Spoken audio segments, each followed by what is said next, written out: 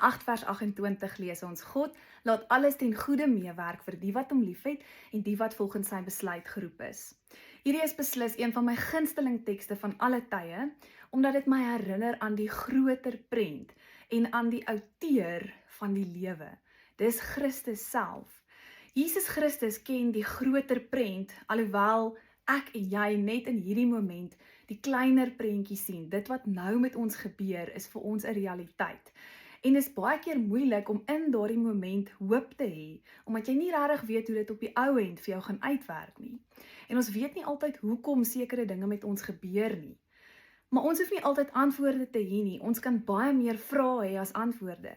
Maar ons moet vertrou dat daar 'n outeur van die lewe is wat in beheer is en wat steeds al die dinge wat met ons gebeur ten goeie laat meewerk, die goeie dinge en die slegte dinge. Natuurlik is dit nie Christus wat die slegte dinge met ons laat gebeur of toelaat of vir ons straf of met ons laat gebeur nie, glad nie. Maar ten minste weet ons dat selfs al is dit nou deel van die lewe, is hy steeds in beheer en is daar steeds 'n groter prent in gedagte. En sal hy seker maak dat geen van jou pyn en lyding gemors word nie. Hoe wonderlik is dit, dat dit nie regtig net iets is wat lukraak met jou gebeur nie, maar dat dit op die ou end ten goeie meewerk en deel vorm van jou unieke verhaal en jou unieke reis met Christus.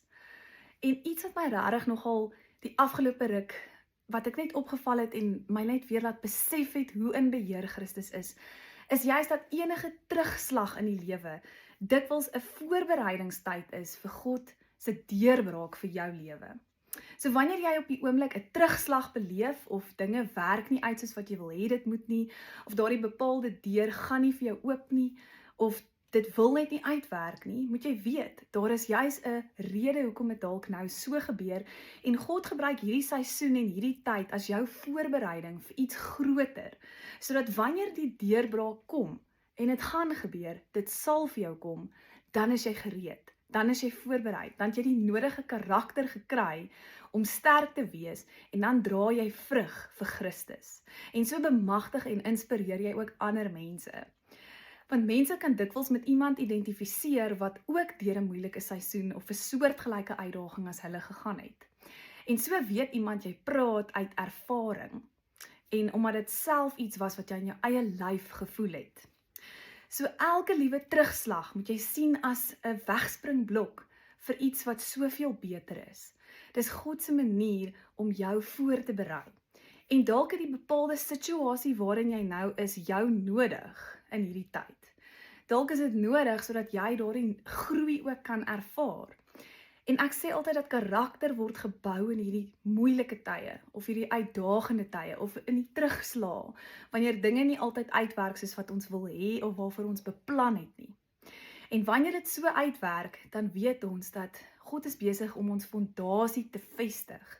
So word ons rotsvas, geanker in hom, en so kan ons al hoe hoër en hoër opbeweeg. Dikwels wil 'n mens eerstens hoog beweeg en sukses bereik, maar dis eers nodig om die fondasie neer te lê en te bou aan jou karakter. So weet dat elke terugslag kan gesien word as 'n voorbereidingstyd vir wanneer God jou deurbraak moontlik maak, want Christus werk alles ten goeie mee. Die Here weet wat die groter prent is. Hy sien die groter prent vir jou. En daar is beslis 'n deurbraak in gedagte vir jou.